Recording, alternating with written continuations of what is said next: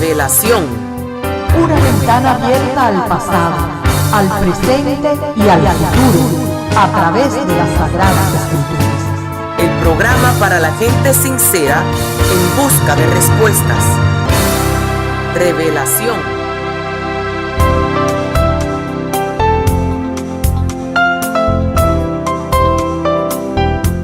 Hola mi querida familia del programa Revelación. Una vez más con ustedes Noé Álvarez para saludarlos y darles una cordial bienvenida al programa de hoy. Cada semana nuestros saludos van para toda nuestra querida audiencia. Sin embargo, hoy queremos saludar de manera muy especial a Mirta Vargas, una fiel oyente en La Paz, Bolivia. Gracias Mirta por tu último correo y tu fiel sintonía para escuchar nuestro programa semanalmente. Un día un joven preguntó a un sabio: ¿qué puede destruir una amistad? ¿El tiempo? ¿La distancia o la eternidad? El sabio le respondió: ninguno de los tres, porque la amistad crece en el tiempo, vive en la distancia y permanece en la eternidad. Queridos amigos, cuando la oscuridad nos envuelve, la amistad es un rayo de luz. Cuando vagamos por el desierto, una refrescante brisa de mar. Y ahora con estos sabios pensamientos, vamos a lo que les prometimos la semana pasada. Hoy tenemos al pastor Rolando de los Ríos con nosotros. Gracias, pastor, por estar nuevamente con nosotros. El título del tema que él nos trae es Edifica bien. Pero antes, escuchemos al doctor Henry Barrios con su reflexión para hoy. Y ahora, por favor, te pido que no cambies el dial, que regresamos en unos instantes.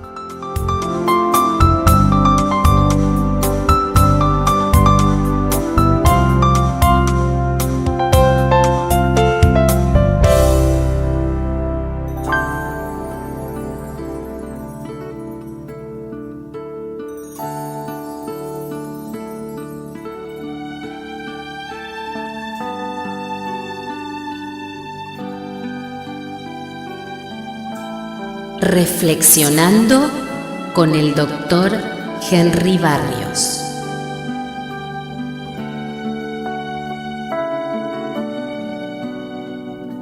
Los niños con malas experiencias en la infancia tienen 77 veces más riesgo de delinquir.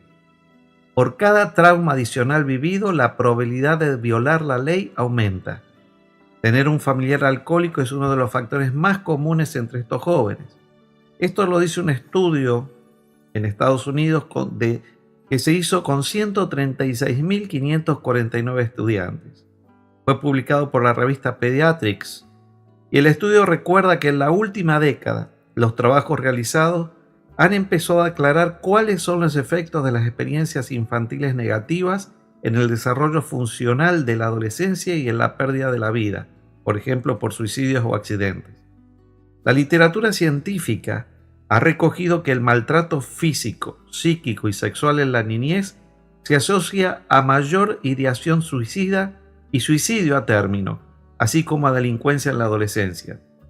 Pero hasta ahora, la magnitud de las distintas experiencias traumáticas y su relación con diferentes formas de violencia en la pubertad no se había estudiado con profundidad. En el año 2007 se realizó el estudio con niños y jóvenes escolarizados en distintas escuelas públicas y privadas de Minnesota.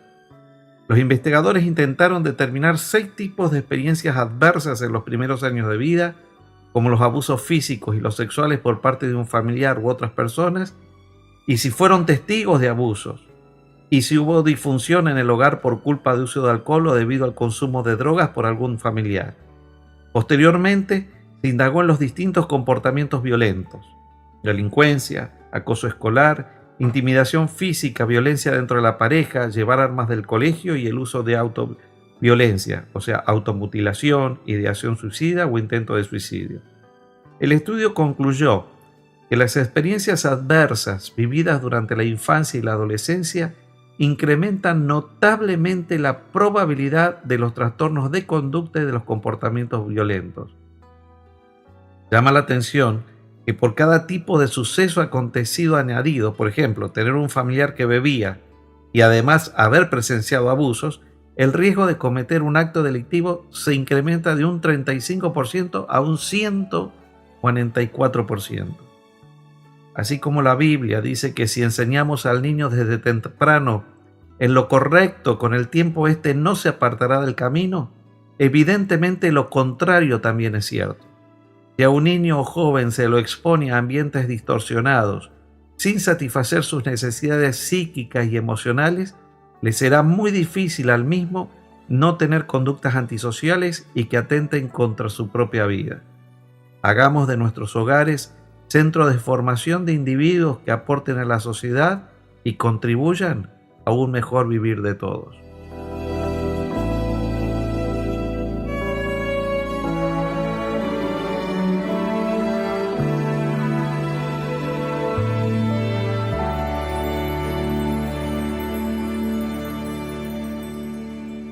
Muy caros amigos y hermanos todos, nuevamente tengo el honor de estar ante este micrófono y comunicarme con nuestro pueblo, con nuestra familia del programa Revelación. Hoy nos ocupa un tema interesante. Se me ha asignado un tema a tratar que es fascinante porque tiene que ver con la esencia misma de la vida y sobre todo de la vida cristiana. Y quiero hablarles de la conclusión del más elocuente y profundo sermón que se haya predicado sobre esta tierra. Y me estoy refiriendo al conocido como el Sermón del Monte. Y su orador fue Jesucristo, nuestro Señor. Ahí nos encontramos en los capítulos 5, 6 y 7 del Evangelio de San Mateo. Allí se registra todo este sermón. Por cierto, es el sermón más abarcante que se haya predicado. Yo soy un predicador de muchos años y aquellos que me están escuchando, que son pastores o predicadores que saben lo que estoy diciendo, no es fácil predicar un sermón en 40, 50 minutos, que es el tiempo promedio de un sermón en las iglesias, y que pueda alcanzar tantos detalles. Es más, muchas veces nos corremos la aventura de predicar sermones y queremos alcanzar muchos puntos, y ese es el error del predicador novato. Cree que debe aprovechar el tiempo al púlpito para entonces hablar de todo lo que él quiera decir. Por eso se dice proverbialmente que tuvo un sermón desde Génesis hasta Apocalipsis. Y eso quiere decir que quiso abarcarlo todo, pero es imposible realmente. El Sermón del Monte, en tan solo 3 capítulos, se hace allí un resumen. Yo entiendo que ese sermón era todavía mucho más extenso, más amplio, pero se condensó por el evangelista. Y ahí se presenta todo lo que Jesús enseñó. Y a golpe de vista, parece como que Jesús habló de muchos temas en un solo sermón. Sin embargo, descubrimos algo interesante. Él trató en diferentes aspectos un mismo tema relacionado con nuestra relación con Dios. Si nosotros amamos a Dios, vamos a ser la luz del mundo, vamos a ser la sal de la tierra, vamos a guardar sus mandamientos, vamos a amar al prójimo, vamos a hacer todo lo que a Él le agrada. Así que la esencia del Sermón del Monte tiene que ver con una más íntima relación entre el ser humano con su Dios y cómo agradarle al mismo tiempo que se confía en que Dios primeramente le ha de dar todas las bendiciones necesarias, incluyendo aquellas por medio de las cuales, mis amigos, pueden ser fieles a Dios. En la introducción se presenta lo que se conoce como las bienaventuranzas, lo que diríamos: qué dichosos son ustedes los que lloran, porque van a recibir consolación. Qué dichosos son ustedes los pobres en espíritu, es decir, aquellos que no creen que son personas que valen nada, porque Dios les va a dar a ustedes el reino de los cielos, y así sucesivamente.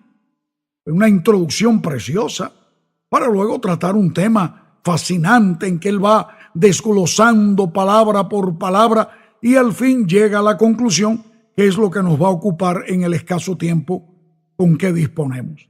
Allí en la parte final del capítulo 7, en este caso del versículo 24 hasta el final del capítulo, el versículo 29, Jesús concluye su sermón magistralmente.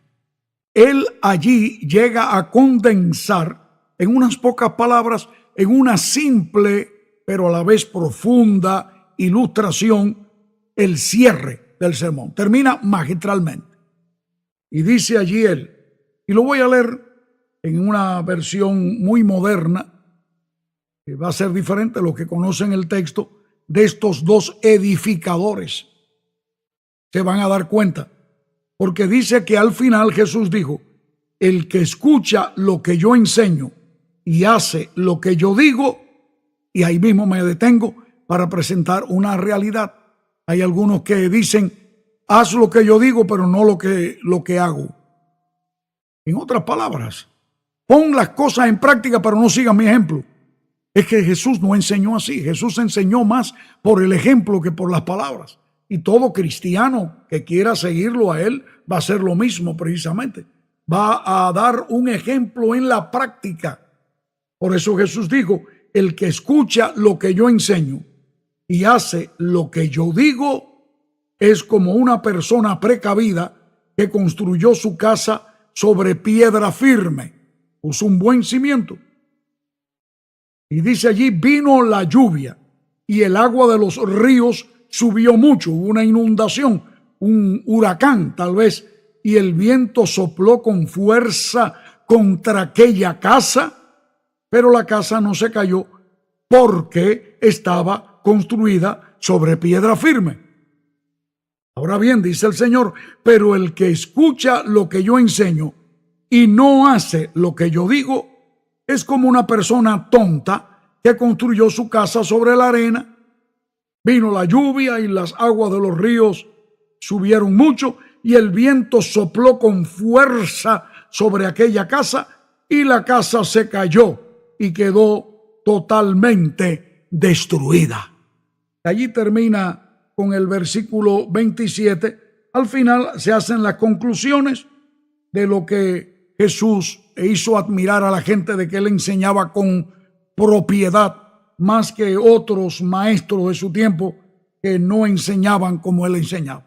Qué cosa más grande, qué verdad, qué verdad. Ahora vamos a analizar un poquito, recapitular la ilustración. Primeramente, vemos allí dos personas.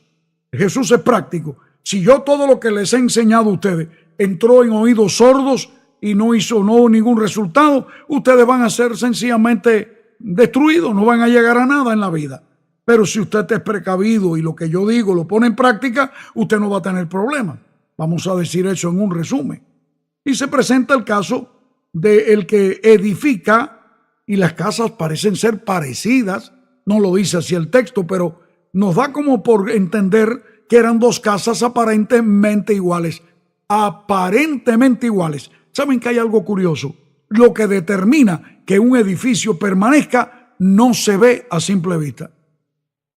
Depende el cimiento, el fundamento, sobre qué se edifica esa construcción.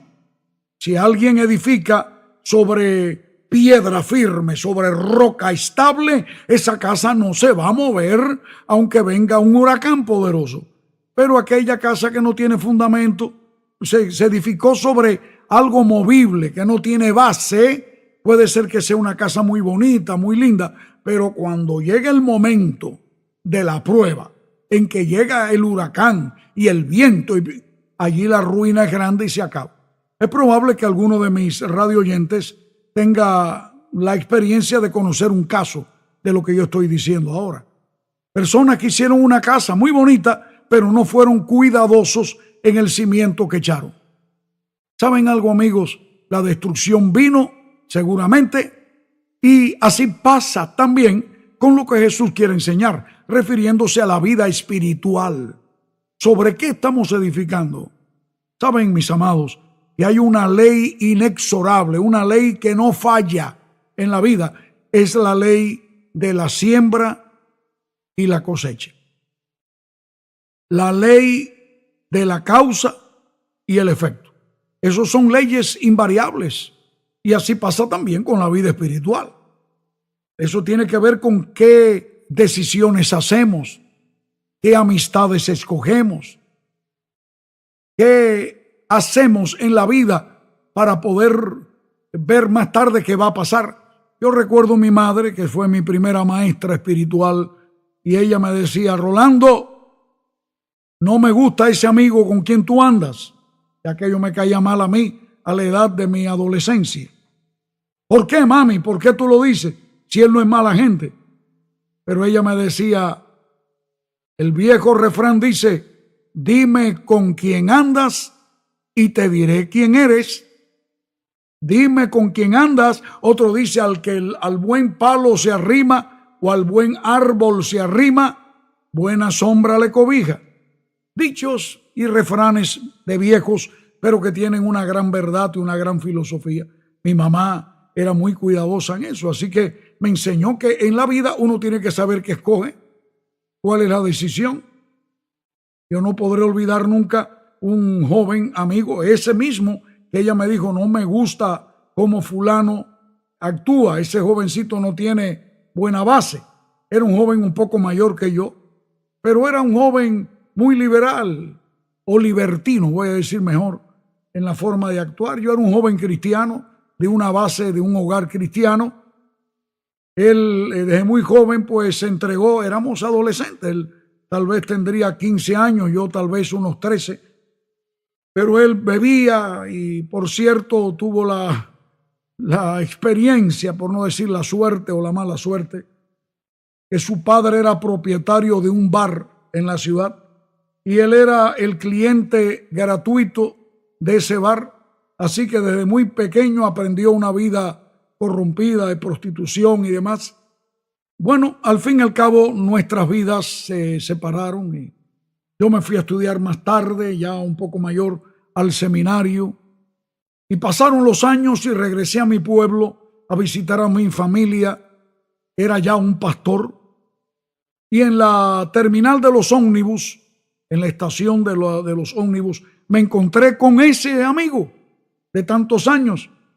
Interesante, pero muy triste a la vez. Él estaba totalmente ebrio, borracho, y me saludó con un afecto muy grande, vino y me abrazó. Rolando, ¿qué tiempo hacía que no te veía? Mis amigos, yo les aseguro a ustedes que esto fue impresionante para mí, porque él me llevaría a mí un par de años y yo tendría a la sazón unos 28, 30 años de edad, y él parecía un hombre de 60 y pico años por lo menos. Se había envejecido, el resultado de su siembra fue así. Mis queridos, hay que tener cuidado con lo que se siembra y dónde se edifica, sobre qué estamos edificando. Yo quiero leerles un texto de San Pablo en el capítulo 3 de la primera carta a los Corintios, versículos desde el 9 en adelante. Dice: porque nosotros somos colaboradores de Dios y vosotros sois labranza de Dios, edificio de Dios. Noten cómo aquí Pablo está usando un paralelismo con la conclusión del Sermón del Monte de Cristo.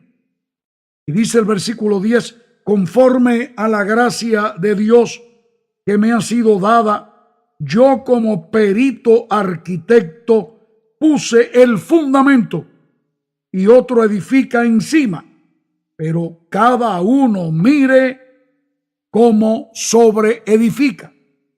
Por supuesto, Pablo más tarde se encarga de decir en otra de sus epístolas que nadie puede poner otro fundamento.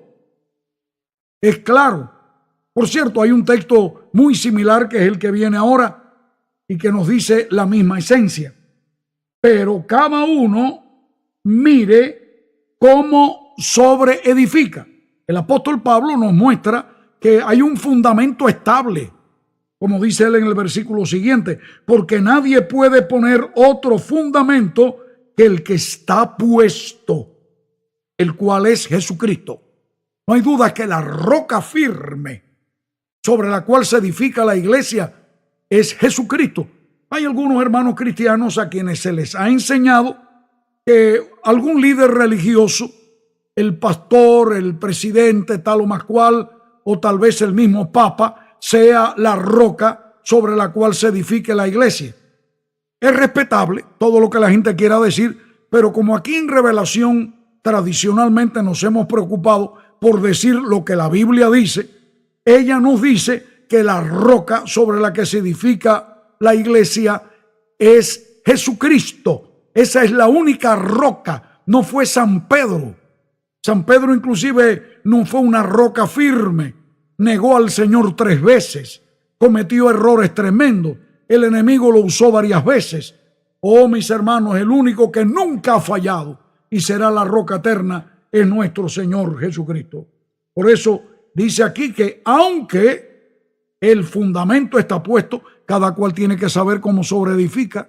Y sigue diciendo él, y si sobre ese fundamento alguno edificare oro, plata, piedras preciosas, madera, heno, hojarasca, no importa, puede ser que pongas materiales buenos o pongas basura. La obra de cada uno se hará manifiesta, porque el día la declarará, pues por el fuego será revelada. Y la obra de cada uno, cual sea, el fuego la probará. Mis queridos amigos, hay que terminar. Pero quiero tan solo llamarte a esta reflexión. Tenemos la roca que es Cristo. Tenemos el fundamento apostólico. Tenemos lo que la Biblia nos enseña. Ahora, ¿qué estamos edificando? ¿Vamos a edificar sobre esa roca o sobre la arena cómoda de la vida?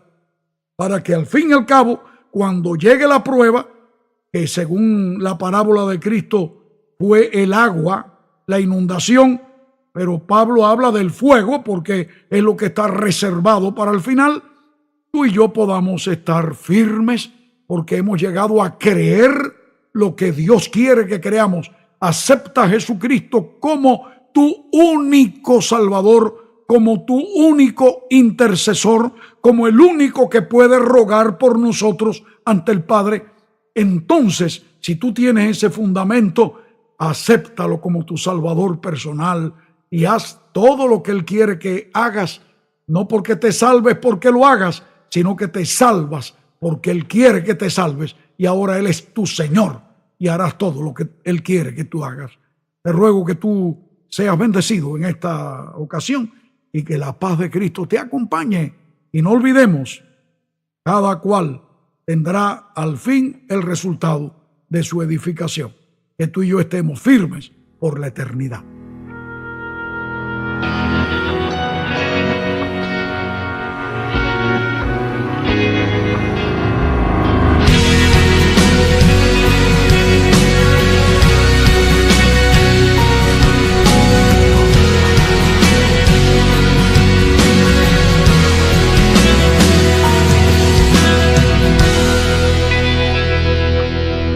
Me levanto como profeta de Dios y en el nombre de Jesús voy a declarar que aunque soplen los vientos y azoten la tempestad, en medio de esta crisis mi casa no se caerá. No se cae porque está sobre la roca inconmovible. Se llama Jesús, y si Jesús está conmigo, yo no temeré. Me levantaré, abriré mi boca y declararé: mi casa no se cae porque está sobre la roca. Mi casa no se cae porque está en las manos del Señor. Mi casa no se cae porque está sobre la roca. se cae, porque está en las manos del Señor.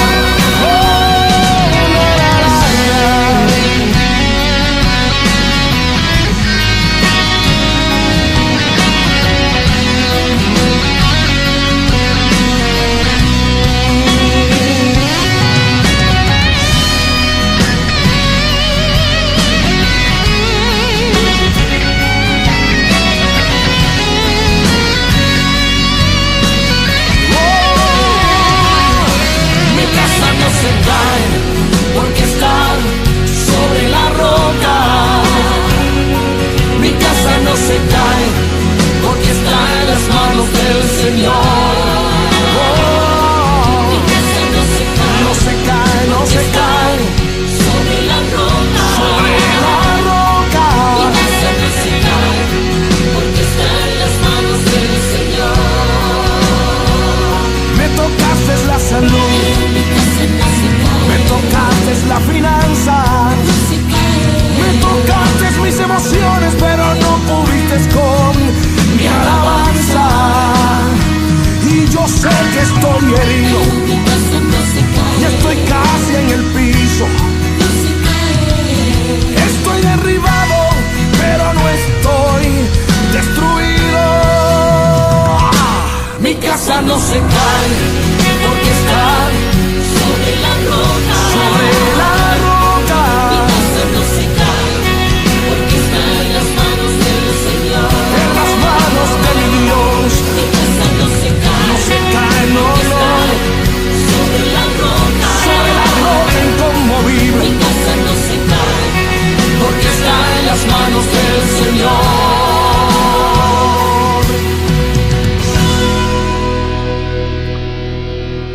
Para la próxima semana, mis queridos amigos, tendremos nuevamente al pastor Abdiel del Toro, nuestro director. El tema que nos trae lleva como título ¿Qué quieres que haga? Aquí los esperamos, no falten.